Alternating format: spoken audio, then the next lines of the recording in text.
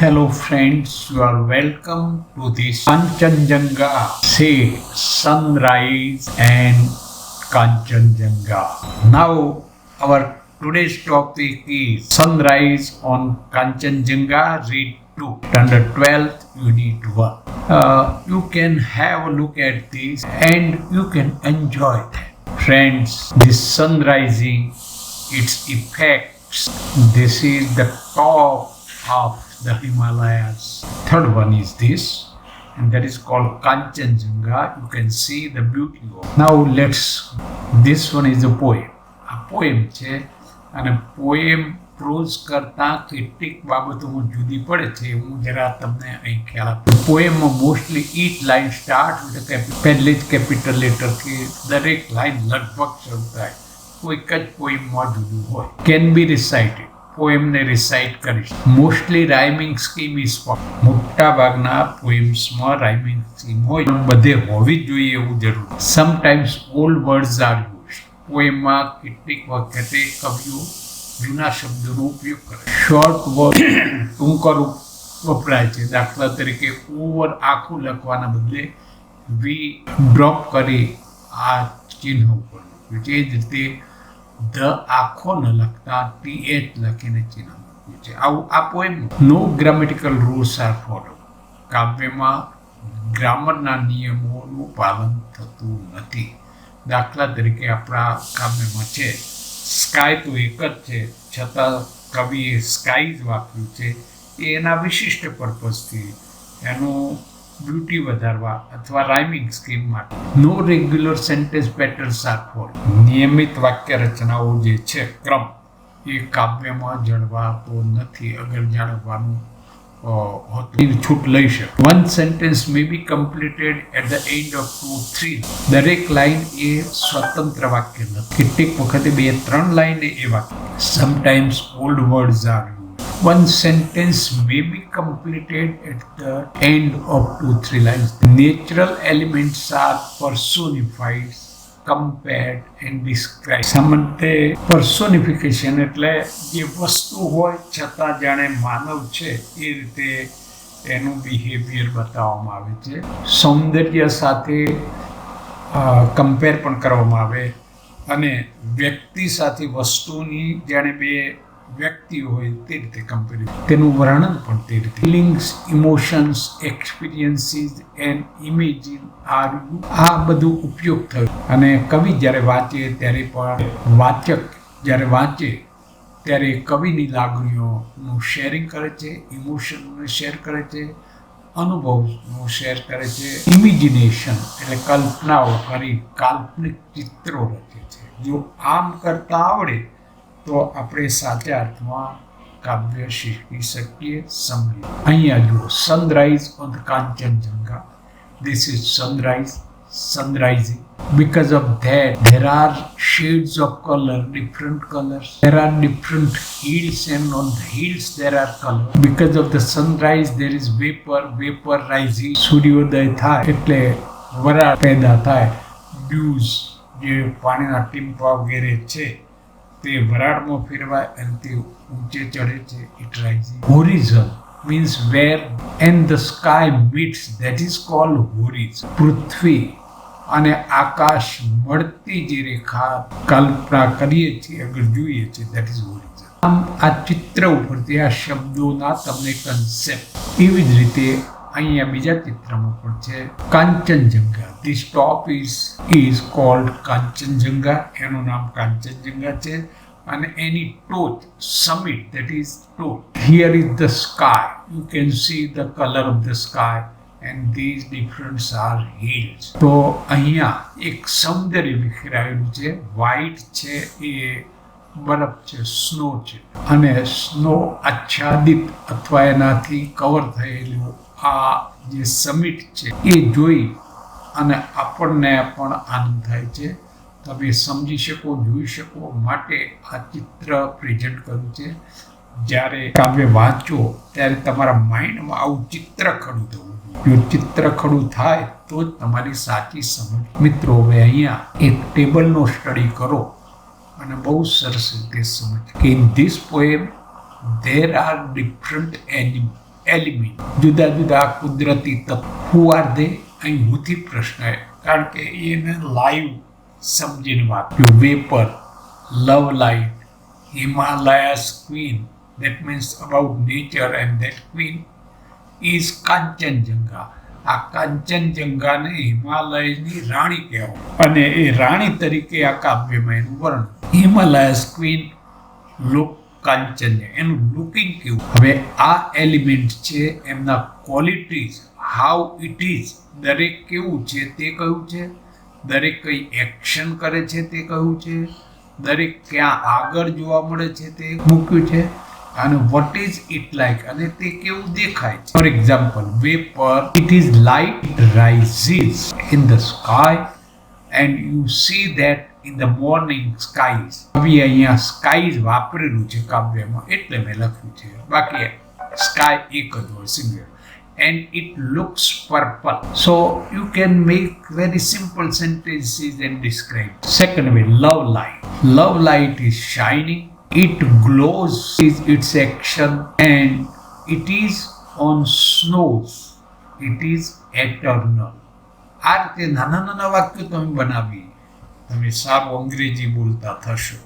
Practice માટે યાદ છે. હિમાલયાસ ક્વીન, એનો નેચર તો Kanchenjunga, the queen of Himalayas, is calm and sweet. It returns greetings. This is just communication. It is upon the summit. આ બધું summit ઉપર. And it is hoary. That means great, old, ancient. Hoary, that is for ancient. Then this way you can see this also, robes of white. That it is means that Kanchenjunga is covered with white robes. See, આ બરફથી છવાયેલું છે, એની કલ્પના કરવામાં આવી છે કે એણે જાણે સફેદ વસ્ત્ર પહેર્યું. ઇટ બેથ્સ એટલે સ્નાન કરે છે. ત્યાં ઇન ધ હોરિઝિન, જો આ હોરિઝિનમાં જાણે આ શિખર સ્નાન કરે છે. And that looks golden. આ તમને સોને. અહીંયા કવિની કલ્પનાઓ, કવિની કમ્પેરિઝન્સ વગેરે સમજી શકો. આ ટેબલ બરાબર સમજો તો પણ ઘણું બધું તમને કાવ્યમાં સમજો. Now let us see one by one as an extract. જો આપણે એક એક એક્સટ્રેક્ટ અને એમાંથી ઉદ્ભવતા પ્રશ્નો. The vapour rise to the morning skies, clad in a purple glory, while the love flight glows on the eternal snows upon the summit. અહીંયા વેપરની વાત, any action rises to the morning sky. સવારના આકાશ તરફ ઊંચે જાય છે. clad in a purple glory, ત્યાં ભવ્યતા છે. અને while the love flight glows on the eternal snow upon the summit hoary. હવે આ બધા શબ્દો અગાઉ પણ આપણે જોયા, તે રીતે તમે સમજી શકો છો.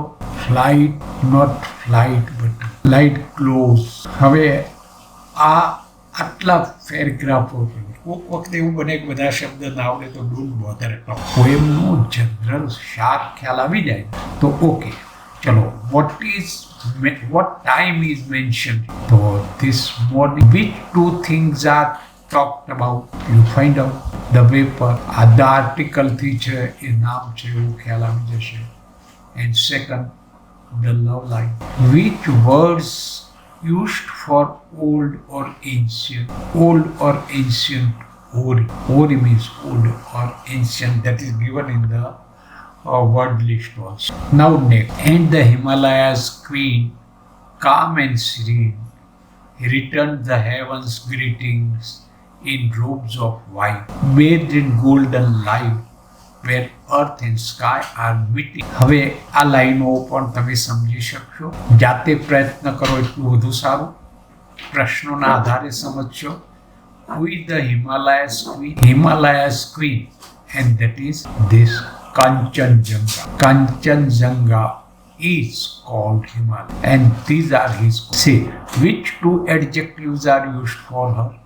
You can see. What is she wearing now? She is wearing now, earth and sky are robes, in robes of white. She is wearing robe means white clothes. Here in the picture also you can see. You can have imagination. In the same way, it is continuous. In the morning dews and willow hues paint her cheeks with fairy fingers, while o'er her reeds and the sun-kissed hills to love light gently. તો અહીંયા morning dues એટલે જે ઝાકળ બિંદુઓ હોય છે, and મિલો huge. મિત્રો આ બધા પાછળ એક સ્લાઇડ છે, હું તમને બતાવી દઉં. સી હિયર C2 આપણો એક ક્વેશ્ચન છે, એમાં આ બધા શબ્દો આપેલા છે. અહીં શબ્દ અને તેમના બીજા વાદળી કલરમાં જે છે ઓરિજિનલ શબ્દો જે પોએમમાં વપરાયા છે તે છે, અને તેની સાથે ડાર્ક એટલે બ્લેકમાં એના બીજા શબ્દો પર્યાયવાચી શબ્દો છે. તો આ વાત તો આનો પહેલાં કરી જશો, જોઈ જશો, તો તમને વિશેષ બધા શબ્દો આવડી જશે. પછી સમજવામાં બહુ સરળતા રહેશે. અહીંયા છે who paints Kanchenjunga cheeks or Queen's cheeks, Vibia. So the morning dews and willow hues paints these two things. The morning dew, now Milo, they paint cheeks of fairy finger. With fairy finger એટલે પરીને ફિંગર્સથી જાણે paint કરતો હોય તેવું કલ્પના કરવામાં આવે. Find 2 pairs of rhyming words. Fingers, lingers. 3 pairs are given. You can write 2 or 3. Which things are imagined as person? કઈ વસ્તુને માણસ તરીકે અહીંયા કલ્પવામાં આવી છે? Kanchenjunga. That is compared here morning dews and willow hues paints. આ બંને પેઇન્ટિંગ કરતા હોય. હવે ડ્યુઝ કંઈ પેઇન્ટિંગ કરે નહીં, પણ એ કલ્પના કરવામાં આવી છે, એમને પર્સોનાઇઝ કરે છે, એટલે કે હ્યુમન ક્વોલિટીઝ આપવામાં આવે. Think imagined as person. Now next. And the breaking days send the first faint rays of love's undying fountain, while the heart feels the thrill of the voice of the hills and the soul that dwells in the mountain. અહીંયા breaking days એટલે send the first faint ray, પહેલું જેનું પ્રકાશનું કિરણ ફેંકે છે, that of love's undying fountain. That fountain is called undying, means eternal, never ending, while the heart feels the thrills. અને આ દ્રશ્ય જ્યારે આપણે જોઈએ, આવું દ્રશ્ય ત્યારે આપણા હૃદય ઉપર પણ એક રોમાંચ પેદા થાય છે. Excitement, thrills means excitement, end of voice from the hills. અને જ્યારે હિલ્સમાંથી અવાજો સાંભળીએ ત્યારે and the solve that dwells in the mountain. અને માઉન્ટેન્સમાંથી એક આત્મા જાણે પ્રગટ થતો હોય તેવી કલ્પના કરીએ ત્યારે ખૂબ આનંદ થતો હોય છે. આ દ્રશ્યો જોવાથી આ બધી કલ્પનાઓ થઈ શકે. અહીં શાબ્દિક કવિના શબ્દો સમજીએ તો આવા ચિત્રો આપણી સમક્ષ રજૂ થાય, અને તે આપણને. નવ question. What does the heart feel in the morning? Each line shows that it is the morning time. This first line. And the breaking day sent the first faint ray. પહેલો જ કિરણ નીકળે અને પહેલું કિરણ. What is the first ray of love compared with? First way of love, that is compare. Read this again and again and you can understand. મિત્રો આ રીતે try કરો. આવા 4 એક્સટેક તમને પરીક્ષામાં પણ આવો એક એક્સટેક અને એની નીચે 2 અગર 3 પ્રશ્નો પૂછાય છે, તો તમે એની પ્રેક્ટિસ અહીંયા પરીક્ષાલક્ષી પ્રેક્ટિસ પણ કરી શકો છો. આ કર્યા પછી તમારા જવાબ તમે ચેક કરો. નેક્સ્ટ સ્લાઇડમાં બધા જવાબ આપો અને યુ કેન ચેક. મિત્રો હવે એની એક્સરસાઇઝમાં C1. સે after reading this poem silently, close your eyes for a while and visualize the beauty of mountain in early. આ કાવ્ય વાંચો શાંતિથી, પછી આંખો બંધ કરો અને વિઝ્યુલાઇઝ, એ દ્રશ્ય જોવા પ્રયત્ન કરો, અને તમને જેવું દ્રશ્ય દેખાય એનું વર્ણન કરો. મિત્રો અહીંયા વર્ણન કરવા આ ગ્રીન કલરના બોર્ડ્સ આપી દીધા છે, કહ્યું છે કે I see a big mountain. White clouds are moving up the mountain in the west. તો આ રીતે શરૂઆત કરી તમે ફર્સ્ટ રે ઓફ ધ સનની જે ચર્ચા અગાઉ કરી તે અહીં લખી શકો છો અને પછી કાંચનજંગા ધ ક્વીન તરીકે એ લખી શકો છો. મિત્રો હવે તમે આ વાંચો તમે સમજી શકો અને તમે 1 2 વખત 3 વખત વાંચી જાઓ પછી જાતે લખી જાઓ. આ પ્રેક્ટિસ એટલા માટે કે કોઈક વખતે તમને શોર્ટ નોટ પૂછાય તો પણ લખી શકો. અગર તો તમારી લખવાની practice that means you can use the words. આ મેં તમને વાત કરી છે કે use words suggested in the glossary in place of the words in the poem. પ્રશ્ન આપ્યો છે કે તમે આમાં જે લાઇટ વિશે, colour, place, thing, natural element and describing words and action આ 3 મેં ઉમેર્યા જેથી બધા જ શબ્દોની યાદી કરો અને આવા વિભાગવાર કરશો. શબ્દોમાં કેટલાક શબ્દ એવું કહ્યું છે કે કાવ્યમાં વપરાય એના કરતાં લિસ્ટમાં વપરાયેલા જે ગ્લોઝરીમાં વપરાય છે એ શબ્દોનો ઉપયોગ કરો. તો મેં તમને અહીંયા બંને બતાવ્યા છે. વાદળી કલરના છે એ પોએમમાં વપરાયેલા છે અને એની સામે એના મિનિંગ્સ આપ્યા છે ગ્લોસરીમાં વપરાયેલા શબ્દો છે. તો તમે વારંવાર આ વાંચો, જેટલા શબ્દો વધુ સારા આવે. C3 complete the table. મિત્રો આ ટેબલ અહીં આપ્યું છે, તમારે કમ્પ્લીટ કરવાનું છે. બિગિનિંગમાં આ ટેબલ આપણે જોયું, સમજ્યા છીએ. તમે જવાબ માટે ત્યાં રિફર કર્યું. હવે C4 આન્સર. તમારી કાવ્યની કેવી સમજ છે? કાવ્યમાં કંઈક વિશેષ બાબતો માહિતીઓ આપી છે, અનુભવો આપ્યા છે, ઇફેક્ટ આપી છે, ડિસ્ક્રિપ્શન આપ્યું છે, એક્શન્સ આપી છે. આપણે અગાઉ પણ જોયું એ દરેક વિશે અહીંયા પ્રશ્ન છે. મેં અહીં બ્રેકેટમાં તમારી જાણ ખાતર લખ્યું છે. દાખલા તરીકે who is the Himalayas queen, describe her. તો અહીં માહિતી માંગી, સાથે સાથે એનું ડિસ્ક્રિપ્શન માંગી. Describe her interactions with other animals. તો એના ઇન્ટરેક્શન્સ કેવા છે? Why is the meaning glow called love light? તો અહીં રીઝન, વાય પ્રશ્નથી reason. What does the love light do in the poem?